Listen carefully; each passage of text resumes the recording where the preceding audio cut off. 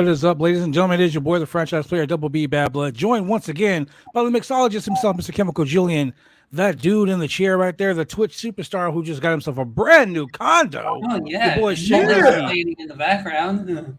Hey, and from TruHeel Heat, we got Stephanie Hypes. What is up, girl? What is up? Finally get you on the show. Finally. Look, our schedules are crazy. Adulting, right? Adulting. Who needs it? Adulting. I mean, Shane obviously is adulting better than all of us. He got himself a condo. Yeah, I recently got this piano and a fireplace. I just recently used it not that long ago. Man, that baby damn, it's like 90 degrees in Portland. What the hell are you using the fireplace for? Yeah, you know, it's Portland. Like weird, man. He looks like he's going to be the next John B. Oh my! Wow. Wow, you went way off with that one. You don't even know who John B is. Jane, do you know what John B is? You know who John B is? They always got to say stuff that I don't know. They forget I was born in the 90s. They forget about this stuff. That's when he was popular in the 90s. You should know. Correct. Oh my God, I was born in mid-94, all right? Hey, Shane, you were probably made to John B, okay? Oh, no. I hate it here. Oh, man. Shout out to TruHeel Heat. That right there. It's stupid. What's up? Anyway, man, welcome to another exciting installment of the Roundtable Pro Wrestling Podcast, live on ByStem.net with AEW Dynamite. Just, man, look, tonight's Dynamite was lit. Yeah. Yeah. There's a lot going Stephanie, on. before we go any further, I need to let you know how we get down on this channel. Okay. So this is how we get down to this channel. And our fans that watch the show, they know we are straight up honest about the matches. We're honest about the programs. We're honest about how things are ran, how things are worked. We're not going to give you the bullshit. Oh, okay. Man, you've all Texas in the house. Jose, welcome, my brother. Welcome to the Roundtable Pro Podcast. Well, yeah, I already mentioned that, but you know, okay. So the way we work here is we're legit. We're not going to sugarcoat anything. We're not going to bullshit the fans. You can spit Sid's been on our show. He know what's up. You can say what you want to say, basically. All right. Unless it's a okay. little bit too off kilter. We got to watch after 9 o'clock.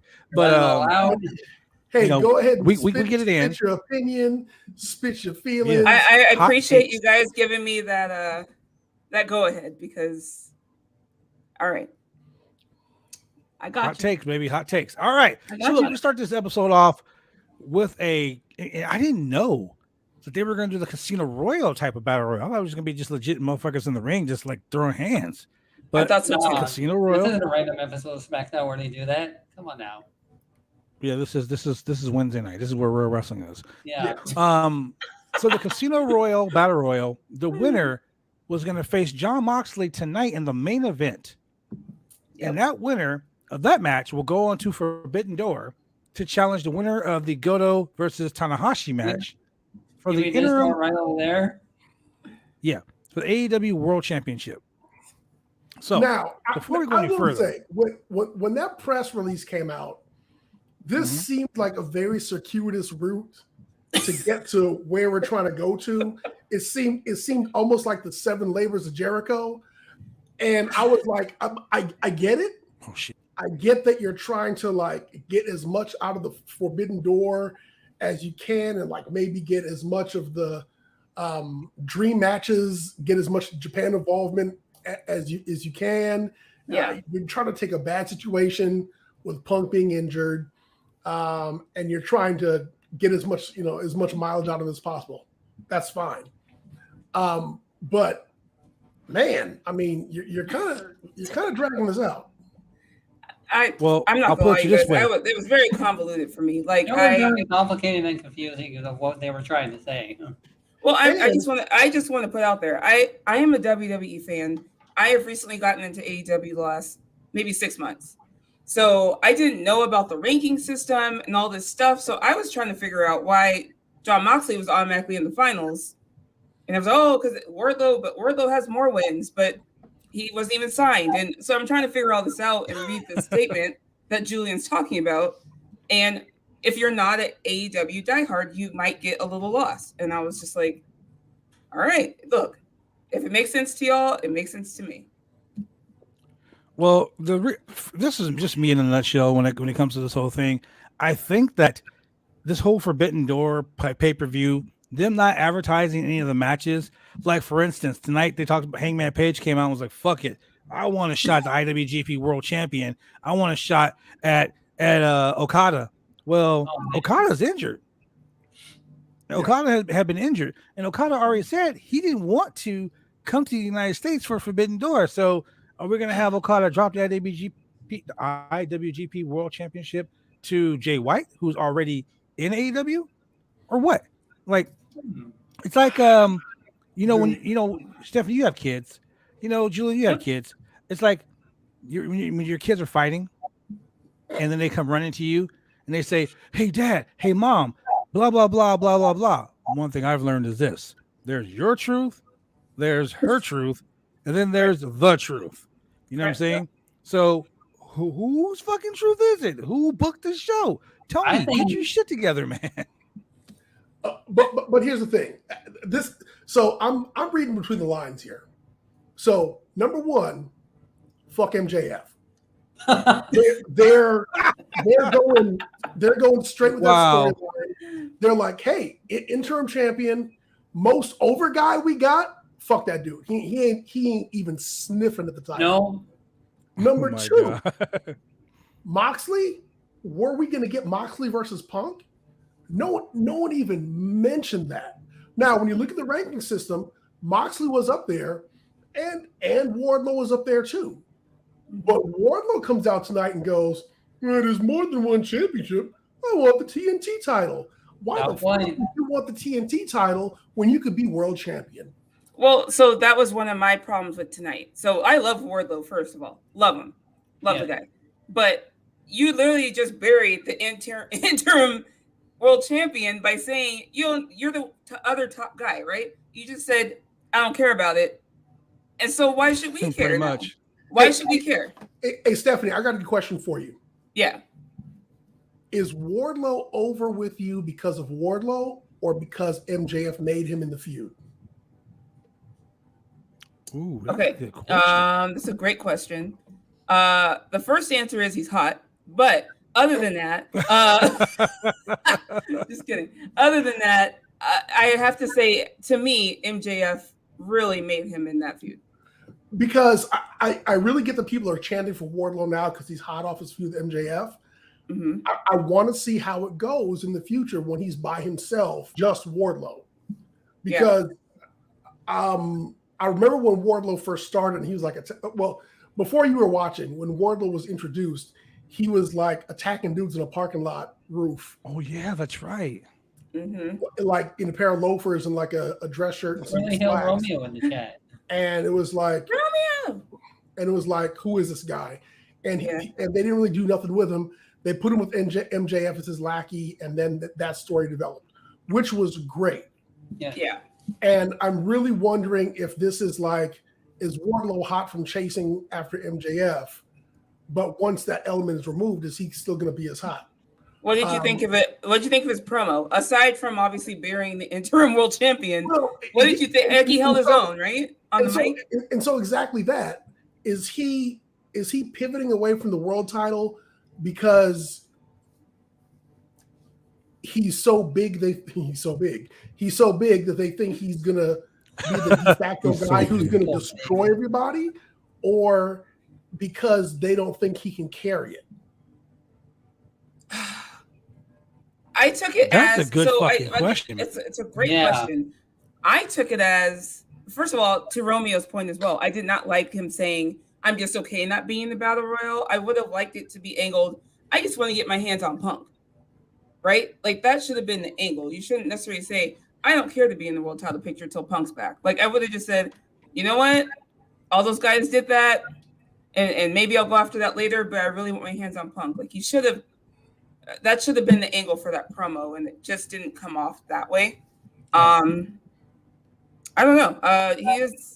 He's popular right now, and I don't know if he's like the flavor of the month, the flavor of a couple months. We'll see. He has to hold his own now. Now, my second takeaway from this is that Hangman is salty as fuck. Oh, he's definitely salty. And I mean, deservedly so. Yeah. I think maybe given his, I don't think his run was all that spectacular.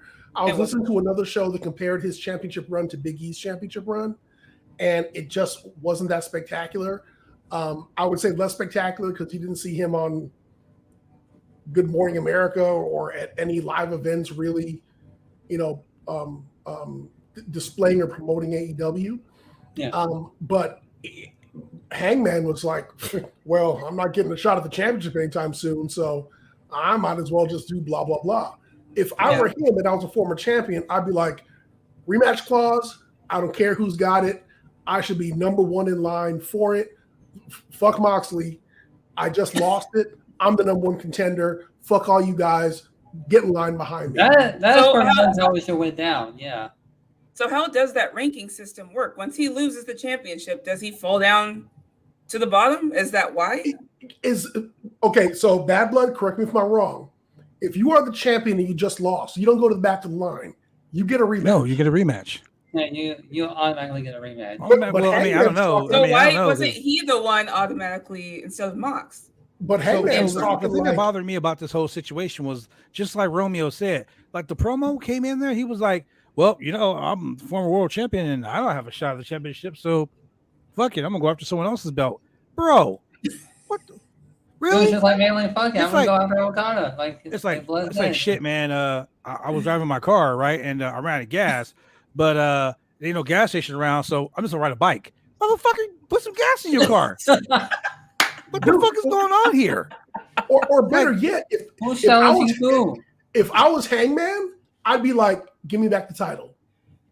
Bro, give me something. I would have too.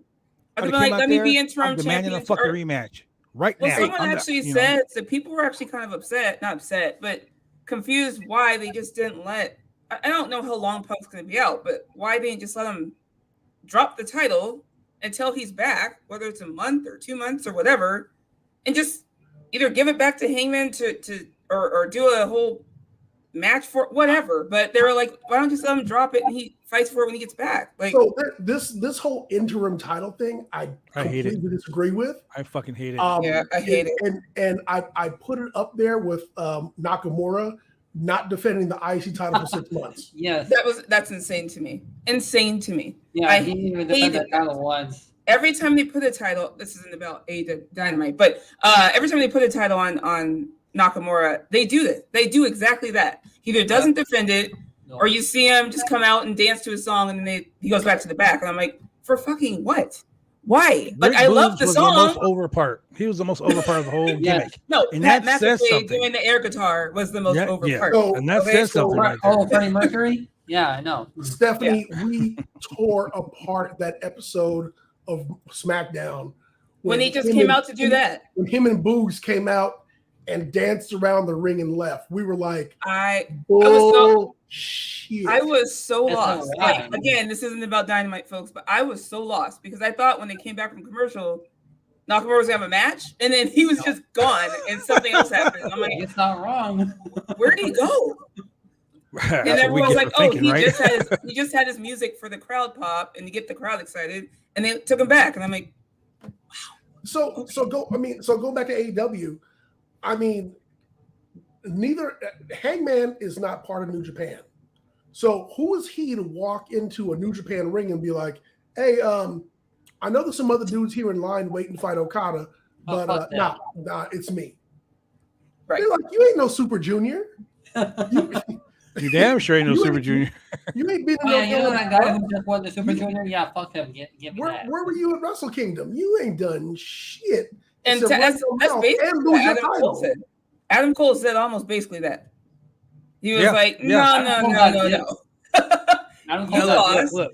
Right? One thing I'm gonna tell you, Stephanie, about this show is that we call shit out.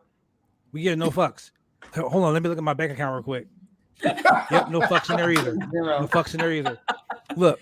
I mean, we get no fucks here. So I'm glad you said we're gonna call it out. Yeah. Okay. So I'm gonna call it out. Here's the thing. Adam Cole is a heel. And what do heels do? Heels tell the goddamn truth. Yes, they do. Yep. People get so mad the heels to MJF. MJF was like, "What, you're gonna give out the money to some fucking ex-WWE guys?" People are like, "Oh, he's unprofessional bullshit." Why? He just told you the fucking truth. No. Yeah, I think most people. I think that low key turned him face. Oh no, Because everyone was no, like, "He's right." Definitely, It does. After that promo. It does. Think That about promo that. was the People- truth. I'm sorry. People but hate heels because they're fucking. I always They're say this. I fucking say this, and I will die on this hill. Kurt Angle. Kurt Angle, the best heel in the world. Do you know why? Because that motherfucker told you, "Hey, I got intelligence, I got integrity, I got intensity. Hey, I Yeah. won a gold medal with a broken friggin' neck. I'm the best wrestler in the world. Guess what? I ain't gonna debate that because that motherfucker won a gold medal with a broken neck. I got 7 belts in my trophy case right here that I've won. And Nan won, knock on wood, with a broken neck. That motherfucker, he's the best. And you know why he's the best? Because he told me the truth. He said, guess what? I'm the best. I broke my neck to prove it. He said kumbaya. Preach on, preacher, you know? Like shit. Where's your collection plate? Let me drop some money in it. Like for real. That man drove a milk truck and sprayed milk all over everybody. Like, come on. You know who else? You know who else is a true motherfucker that I appreciate? Not just because I appreciate him personally, because I know him personally, but I appreciate him as a wrestler. Eddie motherfucking Kingston. Oh my god, I love it. That man is. I swear to God, I know he's supposed to be a character, but like, I don't think he. Like that's not him. I feel like that. I mean, I feel that is him. I feel it's mainly not a character. 100% the fact that is actually him. No, like that's 999%. His promos are. I literally tweeted this earlier. I was like, he's the best promo in AEW. Yeah, and it's because he's just fucking talking. He's just speaking. He's speaking fast. He was like, don't count me down. He's like, come here. Get out of here. I was like, every Eddie Kingston match, I'm like, this dude woke up. He probably fell asleep with what he had on. woke up was like, oh shit! I got his old lady was like, hey man, you got a match today. He was like, oh shit, I forgot. No, and he went straight to the ring. No lie, if he bro. ever No sat lie. there and was like, I designed my own gear. You lying? Look, no lie. You went Homicide text me, right? Champion sweatshirt. No. Look. No, for real. We in Florida. We're in Florida for WrestleMania week, right? We got like 15 fucking matches, right? I'm waiting for Homicide. He texts me. He's like, "Hey, bro, we're getting off the plane." So I get to the airport. I'm waiting for him, right? Now we already know. As soon as he got the plane, we got to rush over to this fucking wrestling show, right? He gets off the plane. Kingston's wearing some flip flops, fucking basketball shorts, and a tank top, right? It was a Wu-Tang Clan tank top. And he was like, yo, partner, where the show at? That motherfucker legit put on some Chucks and wrestled the show, and the shit he came from the airport in. No need. I mean, he looks like that dude, though. Like he's that dude. Like, no lie. I think people think that's his character, but I'm like, I think that's him. Like, no, I don't know him, but it comes off. It's pretty hard to tell when you don't know who is who on TV. But anything said, that's legitimately him. He seems very genuine. Yeah, like, and it's not even that. The build to his feuds, like that with Jericho, like that I forgot what episode it was, but when he got in Jericho's face and they couldn't touch each other, I feared for Jericho's life right then and there. I was like, Lord, this man's about to kill him with his eyeballs, because I was like, good God, like yo, Eddie, I got goosebumps. I was like, shit. I was like, oh my God. But Jericho's not gonna die because you know why? He's a wizard. He's a fucking wizard. The shit with the gas can had me dying though. Right? Oh, that was amazing. He was like, I'm about to set this motherfucker on fire today. Visual. He's like, you know what? This is how we're winning. We're just gonna burn it all down. I was like, calm down. Hey, are you gonna tell him no? Are you gonna be like, Eddie, put that fire? Absolutely not. I'm gonna be like, you know what? I got a match for you. One moment. Legit. Let me help you up. Handle your business there. Handle your business. Hold on. Let me help you with that cash thing first of all. Just give me time to run out real quick. But hey, Romeo said this, man, and this does make a lot of sense, Romeo. I've been waiting to hear from Hangman for 2 weeks, and this was the best he gave me. Yes, the Okada match would be fun, but he should be calling out Tony Khan like MJF did for how he was ignored. No shit. Romeo, shout out to Romeo for that, because that is true fucking fact. He kind of did. He didn't say Tony. He just kind of said, it looks like I'm not getting a title match anytime soon. He kind of looked towards the back. right? Bro. He didn't say it, but he looked towards the back. It's time for a heel Hangman again. I'm telling you. Yep. Heel Well, Hangman. they teased it in the match where he lost, where Well, he was like about to hit him, and he I was hit him like, with that belt. That's just me though. Hey, You know what though? you want to know why I've been OIWA North American Champion for 475 days? Wow, 400. Because I have no problem hitting a motherfucker with a belt. You know why I'm a 5-time Heritage Champion in NWA? I got no problem hitting a motherfucker with the belt. No problem. He's like, no problem. You know what? Winners don't whine. Winners don't complain. We win at all costs. So if you're getting hit with a belt, you're getting a nut shot, you're getting kicked in the dick. Hey, I gotta go to the pay window. Straight to the pay window. I would actually love to see. There's two people I'd love to see heel, and that's Hangman and Ruby. I would love those two to turn heel, but yes, I don't know if they'll go there or not. Maybe after Forbidden Door. Ruby but definitely needs to turn heel. That's for sure. She definitely needs to do something. Shane, why did I just get a message right now that says Shane looks like a wall poster?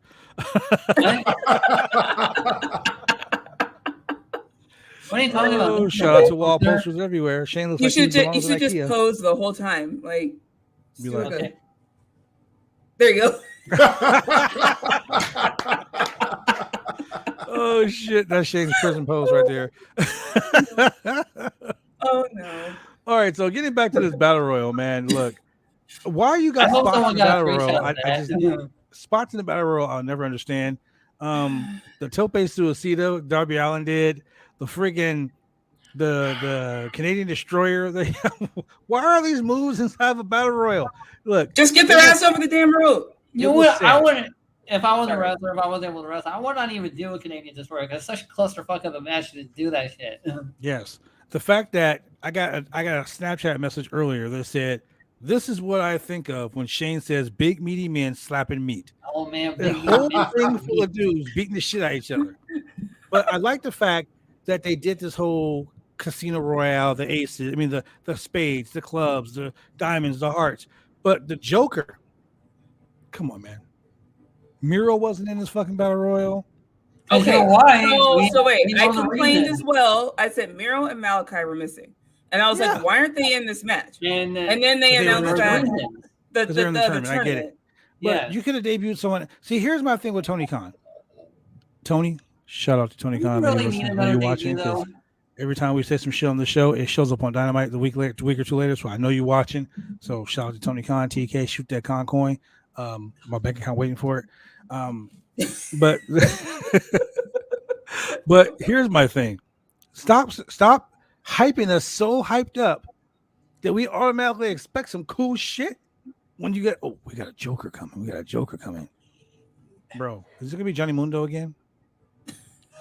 Oh, yeah. Well, okay. people said this, right? They said I have after something 2 to years. say about this. Go ahead.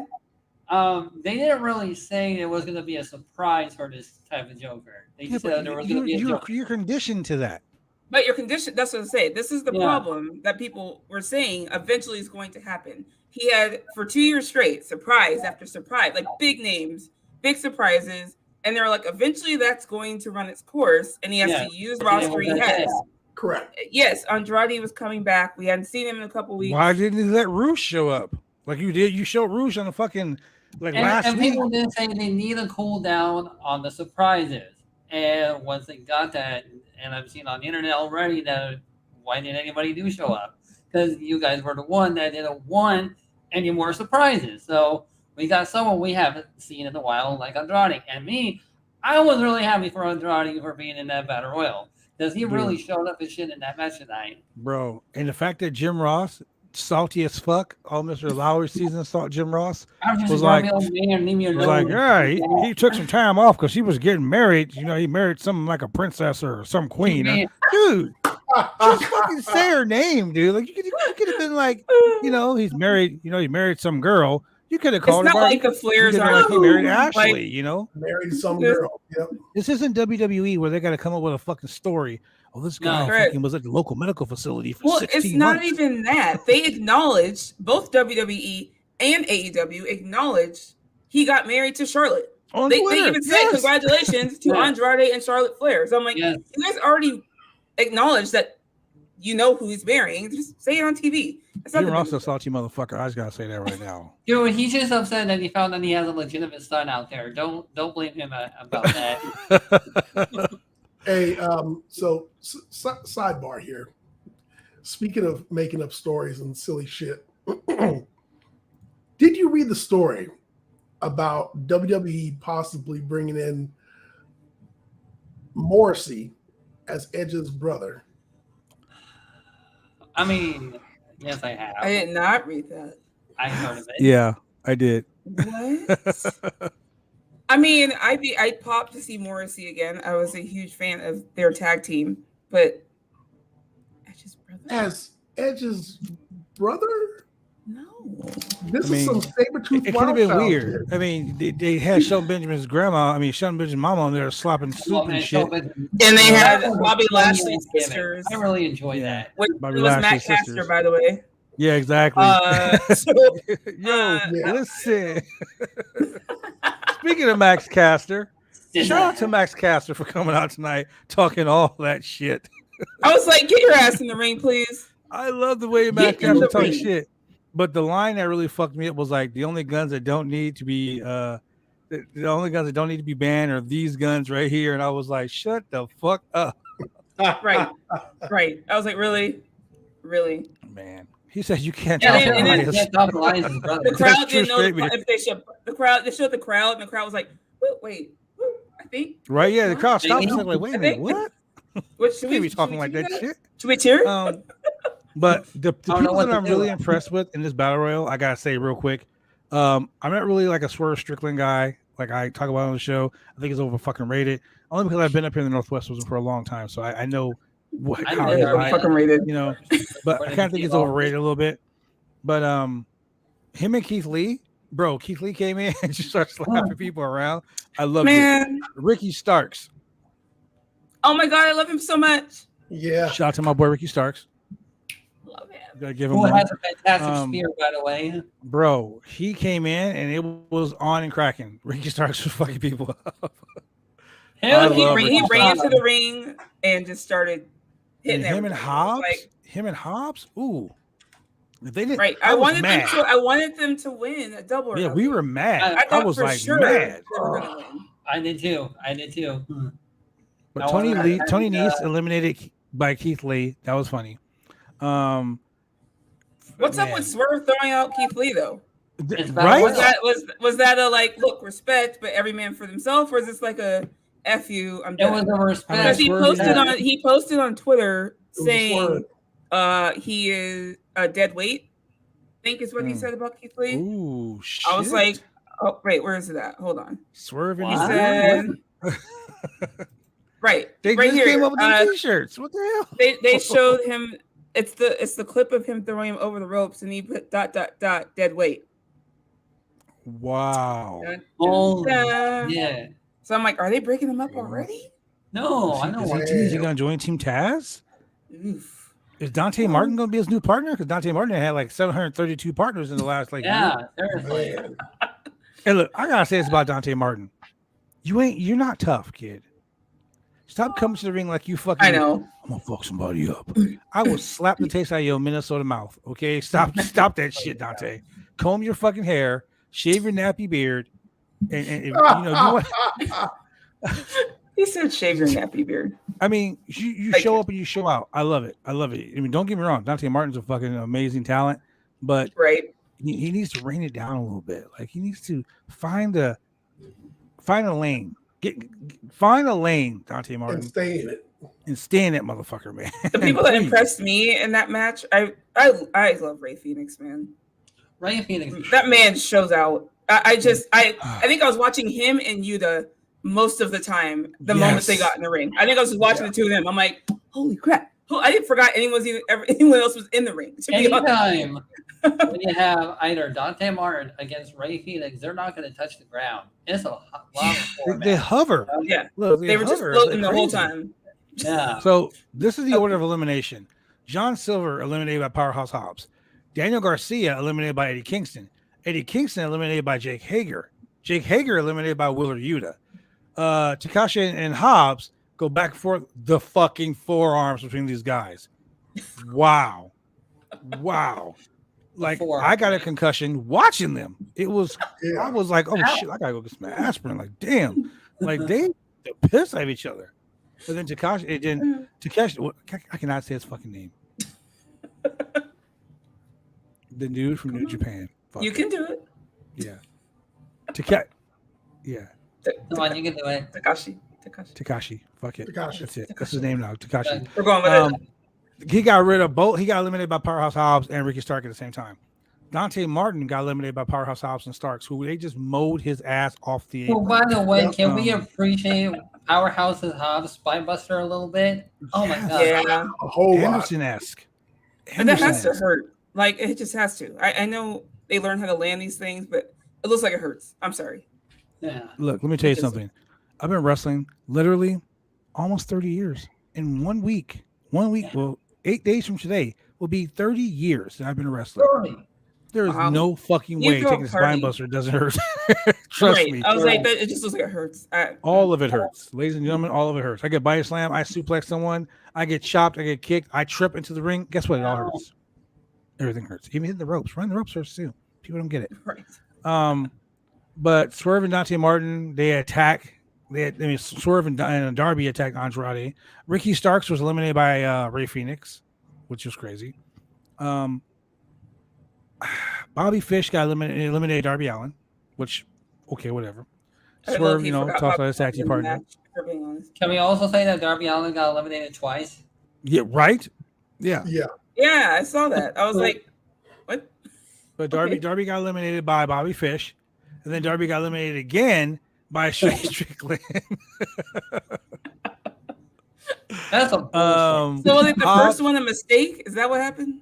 I think so. I think maybe he bumped the wrong way. Man, in AEW, you get redos in your battle royal. When it's a Royal Rumble WWE, you get not. Parents like, you number one in the Rumble? That's okay. You can come out number 5. If you go, just come back. That's fine. Yeah, that's all right. Just come back. They'll never remember. Yeah. No one saw that. I mean, in the WWE, no one sees it because what's his name? Kevin Dunn is like fucking changing camera angles so fast that, it's like, oh man, who got what? Makes me dizzy. Yeah, Hobbs eliminated Yuta, and then the final 4 were Ray Phoenix, O'Reilly, Yuta, and Andrade. And I just gotta say, I've been saying this for weeks. I love Red Dragon as a tag team. But dude, let fucking Kyle O'Reilly go, bro. Let him go. Let him do his thing. Let him be the TNT champion. He's been killing it for weeks. See, my friends absolutely hate the fact that the Elite is going over like nonstop. Like literally hate the fact. Kyle O'Reilly has had some fucking amazing matches, ladies and gentlemen. I blow him up constantly on the show. The fact that Kyle O'Reilly won this Rumble, and then was like, they fucked over his interview. I hate that. Yeah. Okay. Jon Moxley was backstage talking shit. He was backstage talking about Forbidden Door. It's the wrong time. Kyle O'Reilly's not going to make it. Whatever. I would like to see Kyle O'Reilly versus Tanahashi. Oh, I think a lot of people want to see that. And I said in the group chat that match will be stiff and strong style match right there. I mean, we know Goto's not going to win the fucking match. We know he's not going to win the match. It's going to be Tanahashi versus whomever. Tanahashi versus Moxley, probably. Yeah. That's what I'm expecting. I see a lot of people really want Kyle O'Reilly there. Yeah, I really want Kyle O'Reilly. I've been frustrated with Kyle O'Reilly. Kyle O'Reilly's booking since NXT. Like, he's always the backup guy. He's always in the background. And while Adam Cole has the flash, he does have that charisma. Kyle O'Reilly is better in ring to me. And I love watching Kyle O'Reilly wrestle more than like watching Adam Cole wrestle. But everyone's like, well, he can't carry himself on the mic. He can't, he doesn't have the charisma of Adam Cole. I'm like, manager. We haven't given him the chance to even do that. Like not fully. And so I don't know. I get frustrated because that to your point, like he's the top. He should be at the top. He should be. So Kyle O'Reilly's been playing the role of enforcer for quite a while. He's on Anderson the group. And he's a good enforcer. Like legit in the ring, like going there and enforce and beat somebody's ass. But like you said, he's not that great on the mic. Hey man, look. if they want to have Stokely pick up 2 people, he needs to pick up Kyle O'Reilly and Adam Page. I mean, not Adam Page, but Hangman, Adam Page. Oh, get Adam Page off the mic and let Stokely talk for him and be like, my man got cheated. My man needs to be at the top of the card. Let him plead his case. Yeah, just God forbid him say, Tony, cut the shit, because I can't have that shit no more. Tony, cut the shit. Kyle O'Reilly, same thing. I mean, why Kyle O'Reilly's not in the BCC is beyond me. He's a prime candidate. That's the style of fighting they're going for. Exactly. And the fact that they were pushing, they were hyping it, like Regal himself was hyping that in the match later on the night. Yeah, he was. But ladies, I'm just gonna skip a little bit. I usually don't skip to the end, but fuck, man, Kyle O'Reilly beat the shit out of Moxley. Yes, he did. Yeah. He tied Moxley up so much. I was like, dude, like there were that point where I thought, like, why they put the wrong guy over? Yeah. And the crowd is sitting there chanting for Moxley. I was like, what match are y'all watching? Exactly. Well, here's the thing. Moxley, so this is AEW's, in my opinion, AEW's issue right now. In my opinion, they had Hangman drop it because they need a star, right? They need a guy that's popular, which is why they put it on Punk, right? It's because they have all these deals and business dealing going on, and they need a face. Punk got hurt. So who's the next pretty popular guy? You have MJF and you have Mox. Mox is very over in any crowd he goes into. Yep. And so I get it. While Kyle O'Reilly was decimating that man in that match, Mox is the guy. Like, and that's why they were cheering for him. They just love him. But you know what though? That is the antithesis of what AEW is built on. AEW is built on homegrown guys, AEW talent, people that we found, that we promoted. And Tony Khan goes with, like MJF said, taking ex-WWE guys and using them as your stars and using them to promote your product. Every diehard WWE fan who's an AEW hater is going to be like, I told you so, I told you so, I told you so. And they'd be right in saying that. Because, I mean, okay, Vince McMahon has done the exact same thing. When he went to the territories, he went and handpicked, the most popular guys, threw money at them, and was like, "Hey, let me put you on TV, get you more exposure." Now, did these guys have to get over? Yeah, but he didn't pick any slubs. He picked some guys who were going to get over, and some guys he put the rocket on, some he didn't. But a lot of these guys really did get over. But if you're taking someone who's a household name, like a CM Punk, where despite what Punk says, I know he says he got to start in Ring of Honor. I know that he said he worked the Indies, but he got his mainstream stage. He got his mainstream exposure and fame from being in WWE. Yep. Summer of Punk in Ring of Honor was not Summer of Punk in WWE. True. I mean, that's where the masses got to see it. That's where so many eyes got on his product, and that's where he got so famous. That's where he made his money. Let's put it in terms of dollars and cents. That's where the dude made his money. Right. And so for you to take these people and now use them to advertise your product, you're gonna be branded a hypocrite. And that's where people are going, though. That's what's kind of happening, and I think that's why the MJF promo was important. I feel like someone I'll probably get it wrong, but someone posted saying it feels like WWE is the build a star. If they don't need them over there, Tony's like, we got you. We'll put you out there. Because the thing is, they know, like trading cards. They know their name now, right? Whether obviously their ring name might be different, but they're more known now because WWE put them on a platform. And because I tell people all the time, I wonder if Mox would be as popular if he was never Dean Ambrose. Would he be? That's shit. That's a good. Do you see what I'm point. saying?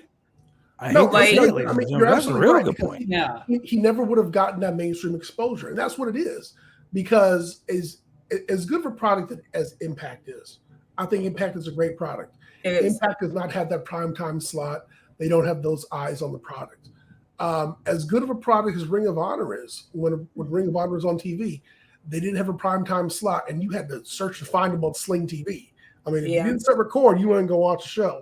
No. And so if you don't have that primetime stage, if your face isn't plastered on the side of a 18-wheeler, if you're not making the rounds at Good Morning America and all these other shows and Make-A-Wish and all that, and you're not getting that exposure, then you're just not gonna make that name or get your name out there.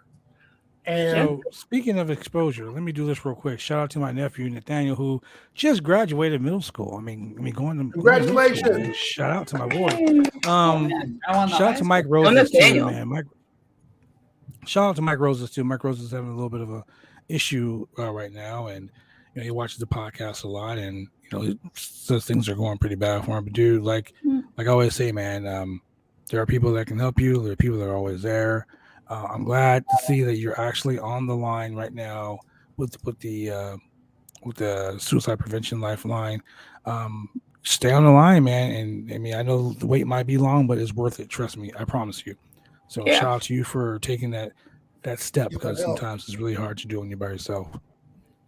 I had to get that out because I'm chatting with him right now, as a matter of fact. So shout out to Mike Roses too. Yes.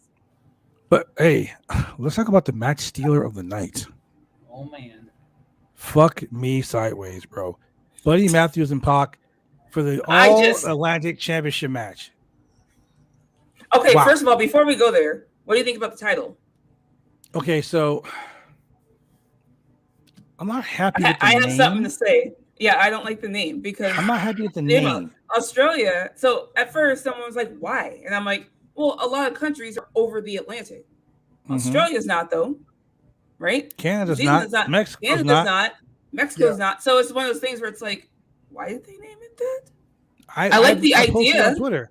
I was like the name the idea. belt like the International Championship or something like that. Yeah. You ain't gotta call it Intercontinental. You ain't gotta call it United Nations. You ain't gotta call it, what's that stupid ass belt that they named the 24/7, the European Championship? You ain't gotta name it no shit like that. But that's an international championship. If you're talking about like Japan and Australia and China and fucking, when I think of Atlantic, I think of the NWA Mid-Atlantic. Oh. Correct. That's what I think. Yeah. But I've been around that territory for a long time, so I think the Mid-Atlantic. That's what I think. It's stuff like this, and it's not a big deal. I'm not gonna write a whole thesis on it, right? The WWE fans are shitting on it already. But people, I'm a WWE fan. I was like, I love the idea. Why are we calling it something Atlantic? The belt's cute. And the belt, I like that. It's just, I'm like, you sat down with a group of people and did a think tank. People are saying, okay, what are you going to call this thing? And nobody brought up the fact that some of these countries aren't over the Atlantic. Nobody thought of that. I think Tony was just like, we're number one over in the UK. Fuck it, let's make it the Mid-Atlantic Championship. Like, Tony, thank God you didn't make it the fucking UK Championship. I mean, the only reason NXT UK is still alive right now is because Nick Khan doesn't know that line number on the. We're not even supposed to mention that. Oh shit, that's right. I said that. God damn it! Find out. Now you're costing people these jobs. Why would you? Hey, you know what, Shane? Shane, you can't talk about nothing. You're the guy who brought back the fucking Kiss Cam. Yeah. I mean, I'm also the guy who brought back Jake Hager in singles action. So there's that. You know what, Shane? You did Thank say that. you for that. Yeah. Thank you for that. Yes. But so here's the thing. When I saw the All-Atlantic Championship, I was like, Mid-Atlantic? Exactly. I was like, you made a territorial belt. Like one of the Mid-Atlantic titles from the South? Yeah. And then they just it's for all of them? I agree, Romeo. The belt does look nice. I do like the belt. I like the flags on the belt.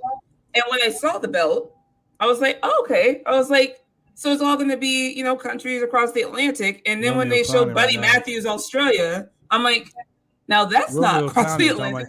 He's Writing trying to a tell me he's whole writing a thesis thesis. I'm Hey, not but going to you write know- a whole thesis about it, but People Maybe, are think about maybe it, look though. at the Pacific Rim title, Wow. Pacific Rim Wow. title. the Indochina But title. if you there think are about like it, 30 look at different the good belt. names they could have went with. Is what I'm saying. but look at the belt and look at the brackets. Look at the brackets. So they're all guys that are from foreign countries. I totally Yeah, dig I that. love that idea. Totally No, I dig love that that. part. I mean, I love That makes the sense idea. to me. Wonderful. But you got Love all it. these guys from. You know what? I'm gonna be an asshole right now. Name of the United Nations title. Fuck it. You know, I mean, you got all these different countries, all these people from different There are countries. literally 30 different names I thought of on the spot that would have been better than Than that what one. is I it would again? just like- the Mid Atlantic? No, All the Atlantic. All Atlantic. I would just like to remind you all that That's like, when I got the D'Lo Baltic Sea Brown belt. won the European You all Championship, ocean. I don't know. What? when D'Lo Sorry. Brown won the European Championship, he suddenly was started to reside in the Northern Antilles during the summer. Yeah, you did. Hey! At least he didn't win the belt in Rio de Janeiro, man. Okay, at least. Hey, Right. all kind of shit happened in Rio de Janeiro. Mm-hmm. All kind of title changes. All that. Sorry, Benny. I just want to get your thoughts on the actual belt itself. But I yes, just think the the belt- match. And The also, match- Phenomenal. Match was I great. am one of the biggest Bastard Pac fans, and I was a huge fan of his, and he was Neville, and I love watching that man wrestle. I and Buddy Matthews too, obviously, but I just that is great. the So right the man funny won. thing is, both Buddy Matthews and Pac are two guys who are so swole who look like they're about to pop. I mean, they look like if they hit a move wrong, they're like just going like something's gonna rip. They're just gonna explode. But Pac is just so intense. That guy, I'm glad when he stays injury free. He and Buddy Matthews do some really intense Is he title or wrestling, European title? and you know it's guys like that who really blur the line between, you know, damn, like, is that guy protected? Did he take care of him? Is he really hurt? Is he, you know, Yeah, did he ran full weight? Like, you know, all those questions kind of run through your mind. Like, did he really fuck him up? And it makes it look like a total car crash. These guys are I'm phenomenal. there in the ring. for it. And I predicted that this match was going to go over 120 miles per hour. I And said damn it right when it started on yeah. Twitter. I said, get ready for the show stealing match of the night because, man, They were it was. I can't say nothing bad about this match. I loved it so much. I loved every bit of it. Yeah. The right person won, in my opinion. Mhm. I am also more of a Pac fan, so maybe that's why. But I love seeing both of them wrestle. It's just it's something that frustrated me about WWE with both of them, right? Yeah. They're just two good wrestlers, and AEW is just the right fit for them. They just throw them in there with probably anybody, shoulder and what they'll have really a good works. match. Like it's There just are 4 guys in AEW that you can throw into a match together with any motherfucker. I mean, anybody. You can find the dude from the popcorn stand in fucking the 5th colonnade up there and be like, yo, Me. you want to wrestle Pac tonight? Or me. or I can't take a bump for life, but I'll wrestle. They'll make you. Let's do They'll it. make you WrestleMania worthy. You be like Sasha Banks. Put up in me that over. shit. Like Put me over. seriously, you know. Or the guy that he said that he owned the barbecue joint and then later found out that he never owned the barbecue joint. That interview you can see right now on bodyslam.net. As a matter of fact, you can go back Damn it, to watch that wow. interview right now. I'll Vic salty about Andrews. that shit. You know, I did that interview specifically just for you, Julian. I texted him. I said, "Bro, I got to ask you, did you work at the Chicken Shack?" He's like, "Nope, that's something the WWE said." I said, "Ooh, Julian, gonna be mad." I'm like, "Let's get this interview in." But Hey, the I think we should officially call it the Inter-European title. wow. Inter-European title. So Inter-European title. Well, Romeo was like, "Is this AEW's IC title, European title?" I'm like, Yeah. As far as equivalent in importance, I mean, the would TNT say it's title like is a the IC television title. belt. The TNT titles are Right. television belt, in my opinion. So Yeah. No, people were asking about the TNT title, asking why it is not on TBS. But once again, first of all, to show you how salty Jim Ross is, yeah, he says, "Well, we got another championship for the mid card guys to challenge for." Wow, Jim Ross, why you throw them under the bus like that? Someone said, I think it was Mr. Warren. What's his name? whatever his name is, but he's like, I need Jim Ross to stop burying the product every week. And I'm like, every fucking week, man. I know. Are you not happy he's just to be like, he's like, what is this shit? Like he literally is like, basically he's giving like, what is this shit? And I'm just like, Jim, like, can you hype it up a bit? Maybe fake it. I don't know. Like do something. This match is He's bowling just shoe like, ugly. He's been a commentator for a long time. He's allowed to say whatever the hell he wants. There's no Hey. bowling shoe up there. But look, the thing that got me mad though is when like, okay, so fucking Buddy Matthews hit this fucking spectacular move. He just rolls Pac in the ring through a sunset flip right into a fucking Liger bomb. Yeah. And Excalibur's like, oh my god, the Rolling Thunder Liger bomb, right? And Jim Ross is like, Jushin Liger never hit a Liger bomb like that. Shut the fuck up, Jim Ross. Jim, could you just go with it, man? Like, Jim, Go with did they it. piss in your Cheerios this morning? Like, what the fuck, dude? Come on. You're supposed to be the guy. Even if you don't like something, it's your job to make the fans like it, Jim. You know what's funny? And they were on commentary together. I feel the same way about King, Jerry Lawler. I can't. They just keep him off commentary because the shit that comes out of that man's mouth. Thank I'm you. like, Thank dude, you. stop. Like, I think I think once he called. Oh my god, I don't even want to repeat this, but once he called it like, he's like, what is this? The ramen noodle bowl, and of course the Asian guy in the ring, and I'm like, Yeah. this is like what? Oh, Lawler, I'm get off sorry. the commentary table. Did you never watch the old Tito Santana matches being called by Jesse Ventura? Chico Bandana. Yeah, I remember those matches. Oh. The Look, flying jalapeno. Yeah. Yeah. Oh, Tito hits with the flying the flying tamale. And I was like, wow. Hello. And you're a fucking governor now? Are you Bobby a didn't senator? call it a Ricky Taki match. Oh, he'll just want to wrestle him again an hour later. Hey, Ricky Taki's my friend, man. That's like fucked the up. shit that used to fly back then is just not going to work now. And I know Not you now. watch Oh, man, if that shit was happening right now, you'd just be canceled right off the bat. Oh, man, Yeah. man. I don't know how Man. JR survived this long because he I don't slips know. up all of the time. People just feel He's just a sad for grumpy him. old man. He's just a grumpy old man that doesn't know any better. That's I think why. people just accept that about him and just move on because we're Like, like, well, I'm Jim Ross, and I'm over here with my cowboy hat, and oh my god, look at this fucking My God. Jushin Liger never did that type of shit. Like, shut the fuck, in his Jim Ross, mind, stop. No, you know what he does in his mind, and I truly believe this. He probably thinks, "Man, I really miss saying, by God, it's Austin.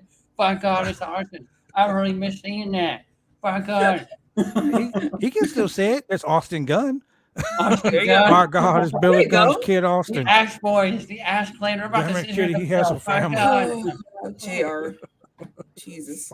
Hey, Salty JR family. might be It's like, not for the scissors. By God.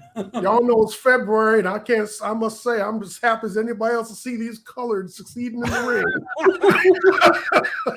Oh, man. Uh, Like, Jim! uh, Oh I my didn't say the God. N-word. okay, so Jim, moving stop on. it. Moving on. We had a promo in the ring. Trent Beretta comes Really, out. Jim Trent's Ross in like, trouble.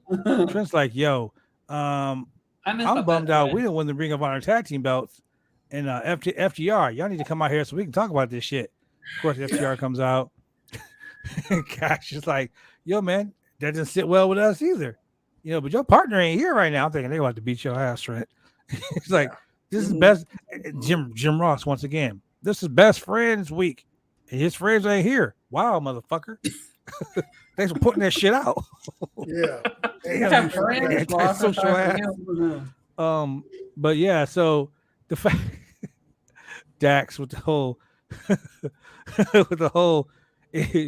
shit. Oh man, he was like Will Ospreay's bitch boys, and I was like, you know what? Yeah. Look, Stephanie, on this channel, we figured it out. If you want to Yeah. start a blood feud with someone in wrestling, you ain't got. Don't break in their house. Don't kidnap their kids. Don't kidnap their dad and lock them in a basement. Just call someone a bitch. Yep. That's the word. Just be like, That's the bitch. message. Oh, here we go. How about to burn your house down now? man. You're gonna call me a bitch? Right to mention after when he said the word you bitch, stole my too. car and you fucking held me at gunpoint. That's nothing. But you call me a bitch. Game on. Done. So We're fighting the right fact now. that he said Will Ospreay's bitch boys, then all of a sudden the United Empire's music plays. Right after the word. And Right here after comes the Will word. Ospreay. I was excited. I'm like, oh shit, here we go. Will Ospreay's in the fucking house, right? Then I'm friends with a whole bunch of Seth Rollins fans. And they're like, oh, Will Ocean Spray's here. I'm like, stop, guys. Wow. Stop it. Wow. Let's call him Crying Apple Ocean Spray. God damn, get it right. Wow. Wow. Look, Will Ocean Spray's don't here. make him bland. Shit. Hey, you know what I did when Will Ospreay came out? I took as many blue chews as possible. That's how Shane was like, fuck yeah. Yeah. About time. Where's the blue chew? Oh. Shane got so excited when Will Ospreay came out. He was like, damn, it's time to feed the ducks. That was, look, you guys are going to be so mad at me. You're going to be so mad at me. But low key, I didn't know who it was. And so I was waiting for the name to pop up. And I was like, oh, I didn't recognize him. I did not recognize him. I was like, who is this? And it took me a minute, but I got it. Ladies and gentlemen, please excuse this lady. She don't understand that Will Ospreay is the bee's knees. Look, I've seen him wrestle. I just didn't recognize him right when he first came out because I wasn't expecting to see him. That man is smooth like butter. Shane's arm just disappeared in his new combo. Do that again, Shane. Do it again. It's in the fireplace. Oh shit! Shane's playing the piano. Oh yeah, the piano playing all by itself. That's hey, so you know, Will Ospreay and the United Empire attack. I'm just sad because my boy TJ Perkins wasn't there. Hey, can you feed the ducks while commentate on how Will Ospreay put on that elbow thing? Just commentate that. Will Ospreay, after a spectacular move, slides the elbow pad off and looks to the crowd and thrusts his forearm in the back of Cash Wheeler's head. Smack.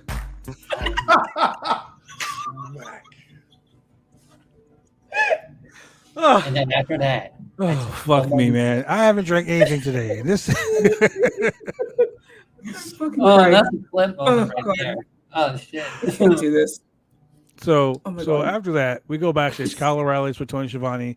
William Regal basically comes out there and says, tonight, and this is just me speaking as William Regal. Tonight, you're going to get your ass kicked. So you better not come out there tonight because your family's going to feel bad for you. What a dick move. I love it, though. I love it. Just like your wife won't recognize you. But for the Blood first and time guts. over, It's the way he says it. Your wife might not recognize you. He was for so the first smart. time ever, he put over Jon Moxley. Right. But he still didn't come out He's the like, ring with him. No. One of the most dangerous men you'll ever step in the ring with. Usually it's like, here I am with the prototype wrestler, the best person you ever, when you imagine a wrestler, this is who you think of. And this guy. Hey, he's even putting up a Wheeler Universe too. He's like, I got the greatest wrestler in the whole history of professional wrestling, Mr. Bryan Danielson. And I got the greatest upstart in professional wrestling, Mr. Yuta. And then this guy. It's like, damn, bro. It's like saying, I got He doesn't need look. He It's doesn't like, I need got the filet hype. mignon. I got like Man's over. Caesar salad. I got bread. Hey, Stephanie, the first The time he did man's it, I was over. like, He doesn't need it. He doesn't need all that. Stephanie, the first time he did it, I was like, He's not that that wild. was kind of disrespectful. I did It too, is. though. To be honest, I was like, really? Really? The That's second time he it? did it, I Bro, was like, think about it. You're introducing Stephanie. You're introducing are you married? Yeah. Okay, you're introducing your husband to your mom for the first time. You're like, well, this is my wonderful daughter. This is my amazing son. Oh, this is the dude I'm married to. Like, come on. it's like this is This Bill. is this is shrimp. This is Yeah. the finest shrimp in the world. This is the thickest steak. Bread. It's not even the funniest part to me about that, though, is he's the one having the match later on. Like, Yes. I come on, Yeah, like exactly. he's gonna kick his like he's He's gonna the kick guy. your head in. Like, dude, say He was something the one about wrestling the guy. later. I'm like, really? Right? That's it? Just bread. This is bourbon This is vodka, water, tap water. God damn. Not even fucking Pellegrino water, just tap water. Not tap water. Damn. I feel bad for him sometimes. But Right. He gets no so love Kyle from O'Reilly's there, and you know, he's just like after he walks away, he's like, I'm gonna kick his head in. That's it. Like he had nothing to say. Like, dude, you just wow. But then we have Hangman Adam Page versus David Finley. You know what? I gotta say this, and I'm probably gonna get a bunch of hate. I'm gonna fucking say it anyway. So all you Hangman Adam Page fans out there, you get ready to get fucking pissed off. Yep. Hangman Adam Page was your world heavyweight champion of AEW. Pretty decent world champion. Yeah. But the guy from New Japan, Takashi, took you to the fucking limits. Yeah. And sorry, but like not to shit on this guy, but in the AEW world, he's nobody compared to the world champion. Took you to the limits. Tonight, David Finley not only took you to the limits, but damn near pinned you on 3 occasions. David Finley's no slouch either. I mean, come on, New Japan superstar David Correct. Finley. Fourth He's generation been there for a Finley. minute. He's been around. David Finley's put on some great matches in New Japan, and he's been doing it for years. So seeing him here tonight wasn't like a surprise, and I was excited. I was happy. I wasn't surprised by the match that they had, but considering your ranking systems and considering that Hangman Page was just champion, like a month ago, like 3 weeks ago, he was your world champion. You know? Yeah. So, I mean, but to the credit of AEW and the vast, deep talent roster, the reason why I love AEW over WWE, and I'm gonna tell you, in a WWE show, I win predictions warfare every time. I've not lost a predictions warfare in the WWE event. You know why? Oh, but you will at Forbidden Door. That's an AEW event. Shut up. Anyway, I've not lost a WWE predictions warfare. You know why? Because the WWE does the same shit over and over. Yeah, it's like missionary over and over again. They have formulas. They have a formula. If you're smart, you can typically predict it. Yeah, if you're smart, you can tell every match. I used to sit on my couch with a girlfriend of mine one time, and she was like, "So do you know half those guys wrestling?" I'm like, "Yeah." So do you know if they're gonna win or lose? And I'm like, "I can tell you who's gonna win, and I can tell you how." Well, how was that? And when the spot was coming up, I would call the spot and the finish before it happened. And she was like, "Did you watch this earlier?" I'm like, no, it's live. How are you doing it? And I'm like, well, not only because I've been wrestling so long, I can see the spots, but because this is a house show. Every spot they do, they've done 500 fucking times before. There's a referee that referees here in Portland, Oregon. His name is Sign Guy. I can't say his name 2 more times, or he'll pop up on the screen like the fucking Candyman. But that guy will come up to me before a match. He goes, "Is it Bad Blood finish 1, 2, or 3?" Wow. And I'll be like, "What's the difference?" And he will break down the difference. Wow. And it's true. It is so true. Like, I can watch a match and be like, "Yep, that guy's gonna win by this way." And 3, 2, oh, there's a finish. Oh, yeah. Like, I would like a happy medium. So we've talked AEW about how. See, to me, it's not. We were talking about earlier how they do some stuff that just doesn't make sense. And then because it is sporadic and it isn't a formula, which I do like about it, but sometimes it comes off awkward, right? Because you're like, what? Oh, the awkward. And then you have WWE where it is very predictable. And you're like, but you enjoy whatever story's going on, so you watch it. But I'm like, can I just get something in the middle? Like something that's formula. So I will tell you one thing. So AEW is, I do believe that the winners of the matches are as predictable as any other wrestling show, because I don't think we've seen any winners that are that like wildly shocking. Like, for example, if MJF had gone over Wardlow, I would have been like, "Holy shit, I didn't see that coming." Right. Well, that's different. That's different because you know the story. We've been talking about the story. Yeah. The difference with AEW is that on any given night, a random motherfucker can win a match. Yes. Then why are Jungle Boy and Luchasaurus still tag team champions? Why? Why? I'm not drunk enough Why? for this conversation right now. Let what me I go to was commercial saying. break and go get some vodka or some rum, and then we can talk about that. Because Why? you know, Yeah, we can you know talk how I about feel that. about that. It's done. So, Let's yeah. move on. So Hangman Adam Page wins the match, calls out Okada, which in turn brings out Adam Cole, baby, who runs his mouth and basically says, Yeah. "Hey, you couldn't retain the AEW World Championship. What makes you Correct. think you got a right to go somewhere else and demand the World Championship?" Right? Correct. Once You're again, speaking facts, though. I mean, the He's heel, really speaking facts. the you're speaking heel facts. is correct. The heel Correct. is correct. True. Speaking facts, big facts. Shout out to Adam Cole, baby, or Adam Cole, Baby. big facts is what we're gonna start calling him. Adam Cole, big facts. So then we go to Wardlow, who's in the ring, who basically says the AEW World Championship doesn't mean shit if CM Punk ain't the champ. So there you go, shit on that belt. The interim title doesn't mean shit. So if Tanahashi wins it, you ain't nobody. Jon Moxley wins it, you ain't shit. Does Tony Khan understand that like he had his own guy, like his own talent bury the Burying the build-up championship. of the interim? Probably because he Well, just doesn't want the interim. And I hate hate the interim word thing. interim. I absolutely hate Yeah. it. I don't like it. no, I understand why he's doing it, but I'm like, because people shit on WWE for the vacant title thing, and I understand, but Hey, it's like don't shit on sometimes- WWE vacant. Yeah, That motherfucker holds no. more championships than anybody But else. instead of in as a Right? whole, right? we He has can a add Twitter a account. whole.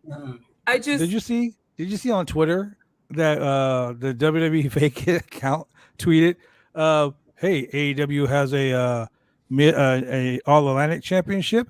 I'm like, Well, great. technically, right now he has it. I'm like, great. Vacant's like, I got another Vacant. belt, bitch. Hey man, bring in CM Punk. added one to the collection. The real Vacant's Vacant. Ultimate Dragon. Hey man, bring in CM Punk. They want to put over Vacant. So you know what? They made a title for Vacant for a little bit until someone wins it. Hey. I guess I'm trying to figure out the thought process behind Punk keeping it. I don't Don't get me quite started up again. understand. I don't. I just don't get it. I don't get it. Unless he's gonna be Ro- back in like a week Romeo? or two. Romeo's in the 0 for chat. 2 without MJF. Romeo, holding his hand. get start. Romeo, get started up. Get started up. We want you. You know what we're gonna do? You know what I want to do? I want to do this real quick. I'm gonna go to a commercial break because I want Romeo to be super hyped when we come back because I want to hear what he got to say. Like I legit Because want to hear Romeo what he got was to say. 100% right. He, Yeah. man. I We want to hear were, what Romeo got we to were say. literally just talking about if Wardlow can hold his own without Romeo, you got a MJF. minute and 10 seconds to get yourself hyped. Let's go. Professional wrestling is one of the toughest sports going today. If you ever dreamed of being a professional wrestler, then former WWE superstar and World Tag Team Champion Sir Mo of the famed tag team Men on a Mission invites you, yes, you, to join his Bumps and Bruises Academy. Now in 2 locations in Carrollton, Texas and Sherwood, Arkansas. Allow Sir Mo and his head coach, Dante Smiley, and other coaches to get you on the road to an exciting and rewarding career. Classes forming now for your shot. Contact Sir Mo at 704-819-7312 or fill out an information questionnaire now. Don't wait, make your dreams come true today by joining the Bumps and Bruises Pro Wrestling Academy.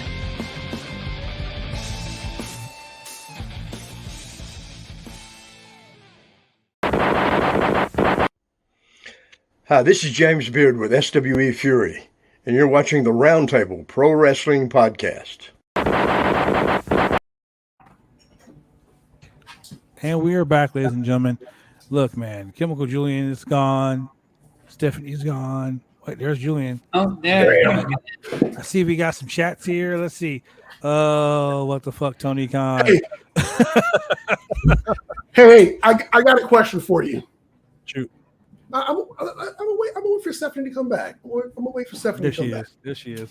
Spit your question, sir. All right, here's a question for you. Why isn't Wardlow scheduled to wrestle Sean Spears? Why isn't he? That is a very good question. Because, I mean, if you fuck me up with a chair, Right. we got heat. And I've already got, but then again, you got to think about it. In a storyline where you got a heel, that's how the WWE scripts their baby faces, but don't like them. True. Think about it like this though. Julian. No, look, Julian, you're like the head guy. You're the fucking guy that I'm chasing after all of these months. I need to destroy you, but in order to destroy you, I gotta destroy Stephanie first. Then I gotta go get Shane. Then I gotta find Romeo. Then I gotta go see that dude down the street that sells the bean pies on the corner on Flicker Roll and 36. Then I gotta go fight this guy over here at Nike at the Coach K building.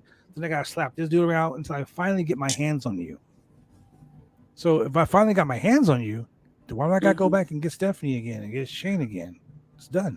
But see, here's the difference. Here's the difference. When Wardlow was feuding with MJF, Shawn Spears was acting as a henchman and interfering in these matches, hitting him with chairs, helping to beat him with the strap, and all that shit. So I would think that he still has. And then surprisingly, Shawn Spears never showed up in the match between Wardlow and MJF. So I would argue that either MJF and or Wardlow would have heat with Shawn Spears, one of the two. And especially when Wardlow decided to hit 10 power bombs on MJF.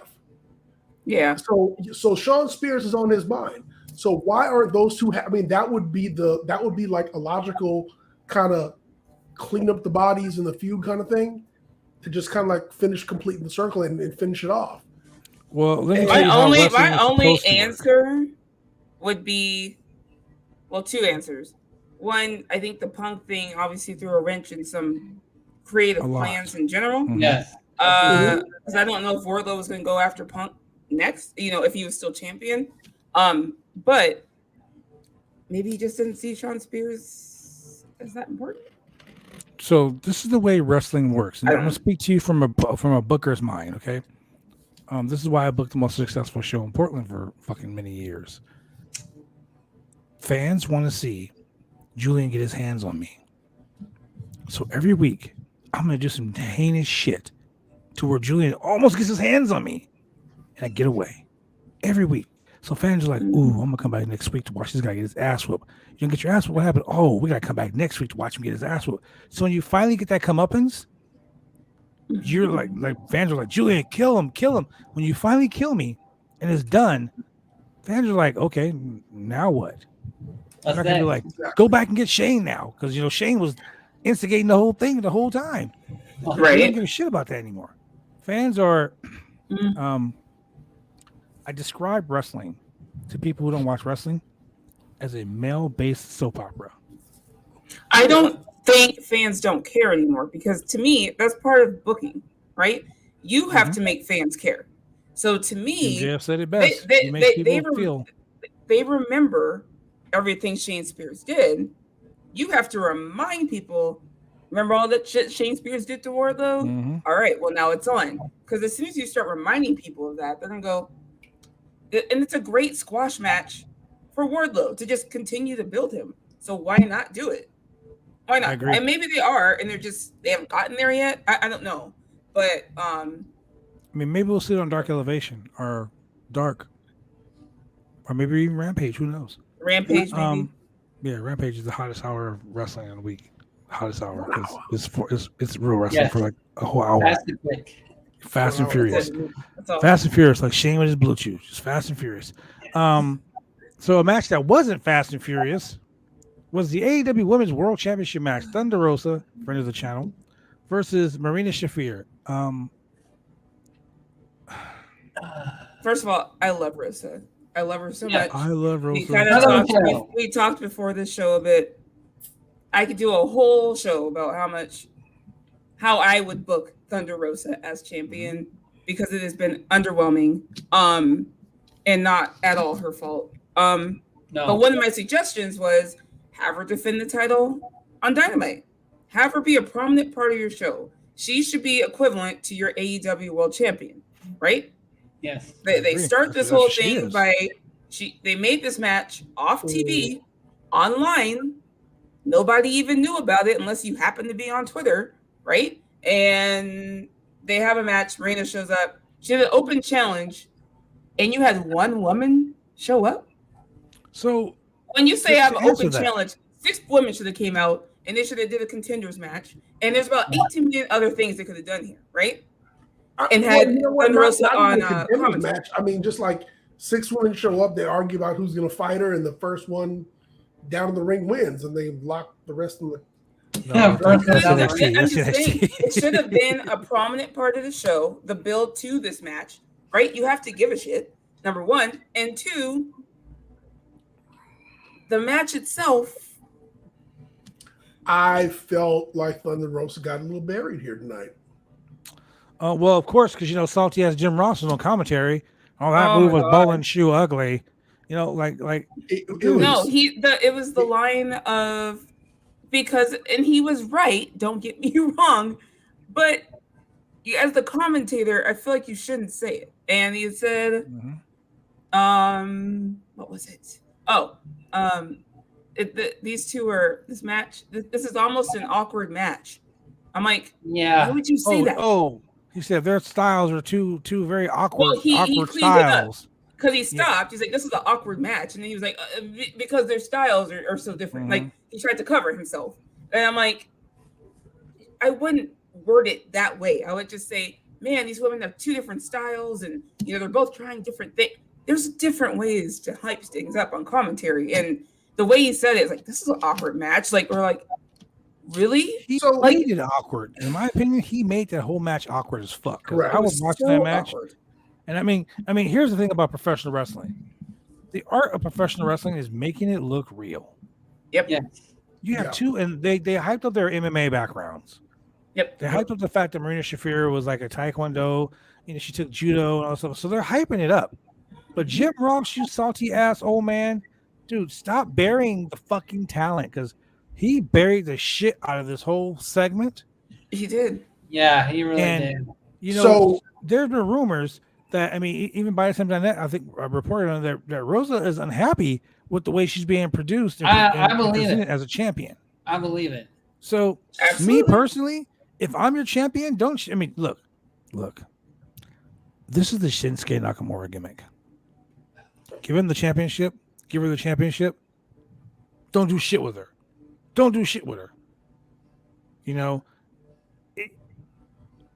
This is what happened with the women's tag team belts. As a Not women's only wrestling that- advocate, I am frustrated with how they book women on the show. It is one of the main reasons, as a WWE fan, I have not made, not that I would completely turn off WWE, but like I haven't been fully committed, if you will, to continuously watching AEW weekly, right? I watch every pay-per-view because AEW's pay-per-views deliver every single time.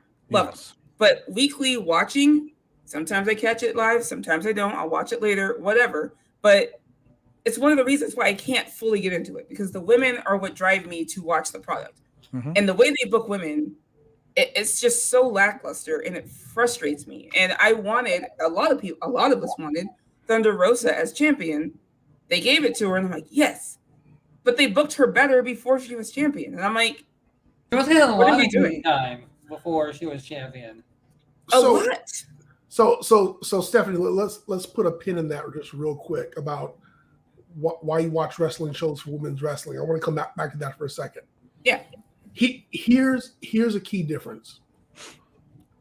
When announcers are calling a match, they have an option to give it all the emotion and all the excitement it's supposed to have. And they can give it a big match feel, or they can kill it. And the difference here is, oh my God, it's Stone Cold. It's Stone Cold. It's the rattlesnake. It's the rattlesnake. Oh, the crowd is coming off the hinges. They're hanging from the rafters, whether they are or not. Yeah. Okay. When 2 women come in the ring, here we go. We got these 2 women here, and you've got a clash of styles. I wonder. It's awkward. It's you're bringing it down. Yeah. It's kind of like, surprise, baby! Look what I got for you. I don't know if you guys saw Monday Night Raw or not, but there was the match. There's a 24/7 champion match, which title is stupid, right? But it was Dana Brooke versus Becky Lynch, and the commentary was hyping that shit up. Like, we know it sucks, right? Nobody wants to see this 24/7 match, but commentary was like, oh my God, look at Dana. Like, They were hyping that woman up, and that's what I was tripping supposed like to do. shit. Think you're gonna be 24/7 champion? Like what Right. the That's hell? what we all thought, you know. Like She was gonna evaluate the commentary is 24/7 supposed to title. do that. Like whether it sucks or not, that's not your call. Whether it sucks or Your not, your job is to hype it up and to put over the Yes. performers. Look, Yes. I'll put you this way. There is a guy that has no fucking wrestling experience whatsoever, who is the hottest commentator in professional wrestling right now. And I am talking about Pat McAfee. Pat McAfee. That motherfucker Absolutely. must snort like a whole bowl of cocaine, drink like a case of Red Bull, because he When makes Tony's on. everything. Everything. I Look, love Shinsuke Nakamura didn't do shit for 6 months as Intercontinental Champion. But Dude, when he I came was out, about Pat to Pat McAfee put that McAfee got motherfucker over his like ass it was back over. WrestleMania. Yes, he that did. that whole segment where Nakamura just walked around the ring with Rick Boogs. Nakamura not doing anything pissed me off. Yeah. Did. But Absolutely. Pat McAfee, the way he hyped it up, he was like, "Oh, shit's about to pop off." Yeah. Like Yeah. he hypes up Shinsuke Nakamura's entrance so well, it's unreal. He hypes up so It's many just- things. He's Yeah. so good at it, and it's Dude. like, and That's what you're supposed to do as a commentator. Hype up yes, everything. yes. Like maybe Marina's not that good compared to Rosa, but don't let people figure that out, right? The act. I hate to say act like we're dumb, but you should be hyping this woman up. Yes. Because she I could say beat that all the Rosa. time. You're supposed to make it believe. You're supposed to make Mhm. us believe she might actually beat Rosa, even though we know Your she's job as a not. Right? commentator is to Dude, sell but me on here's the the thing, though. I got introduced to Thunder Rosa watching NWA Power, and they put her the fuck over. Yes, So they when do. she came into AEW, I was like, "Oh shit, here we go." Yeah. Thunder Rosa about to come in here and just mow down these motherfuckers. And Yeah. Agreed. So I can think of three things that AEW is doing wrong with women. One, I you know. made Three? Britt Baker, Sorry. Yeah. the number one woman in the company. And I'm not saying like the number one champion, the number one woman in the company. What I mean by that is if Britt Baker is not the champion, then the Exactly. women's title doesn't mean shit. She doesn't need to be on TV every time when If she's not in a segment on TV, She then it fucking had doesn't matter. more TV time than Yes, the she did. champion Thunder Rosa did in the And last. that's what everyone's 70 coming days. from. Yeah. That's why everyone's coming from. Why is everyone so frustrated with the women's booking? Because Britt Baker gets all the damn TV No, time. but you can't blame Britt Baker. What I'm saying is, No, it's You're like correct. No, you're correct. no, No. it's like we're on this podcast. Me, you, and Shane, Julian are on this podcast every Monday, Wednesday, Friday night. We do pay-per-view specials. Every time. I'm sorry, premium live event specials sometimes. But Yeah. we do all this. We bring on people like Stephanie. We bring on Righteous Reg and Phil Lindsay. We bring on we bring on SP3. We bring on people all the time to join the podcast to talk about to share their perspectives on things, right? Yes. right? So if we brought them on, and I did this.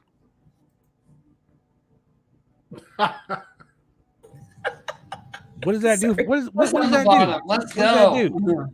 So I just made her feel less important by taking her off the fucking off the thing. Well, So I'm sorry to interrupt you, but I finally got my bottom spot back. Let's go. oh, you want He likes being down there. He likes being under Julian. Ah, damn it. Oh, my dreams. I'm the Get on dream to it, breaker. No, but I'm No. saying like they put so much on one person that when Tony Storm came in, lackluster. This Yeah, women's it was very women's tournament. Ruby. This women's tournament. Yeah. Okay, Ruby. Okay, Here's was what in I it. said. I was like, these are all women in that tournament. These are all women who eventually will be gunning for Thunder Mhm. Rosa. Why was she not intertwined in every single Owen Hart tournament match? She should have been sitting out there watching them, like Scouting. these women, scouting them, like these women on Yeah. commentary, like these women are coming for me, like, oh, this is great, like whatever. She should have That's how been you in the build it. forefront Like, of this not- tournament, watching these new women, old women, whatever you want to call them, Yes. come in and fight like crazy to win this tournament. And my thing is, I'm like, she is supposed to be the head of your division.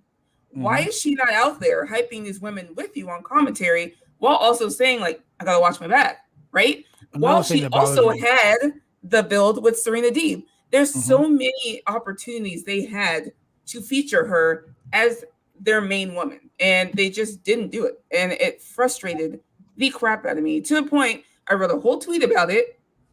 It got like almost 3,000 likes, and then I got a whole bunch of love you guys to death, but a whole bunch of AEW hardcores in my fucking mentions. Oh, you just want to complain. I'm like, first of all, you can love AEW and admit that they booked the women, like Thunder Rosa specifically, horribly. It is so underwhelming. Look, well, she has a match at Double or Nothing. I'm like, you're not getting it.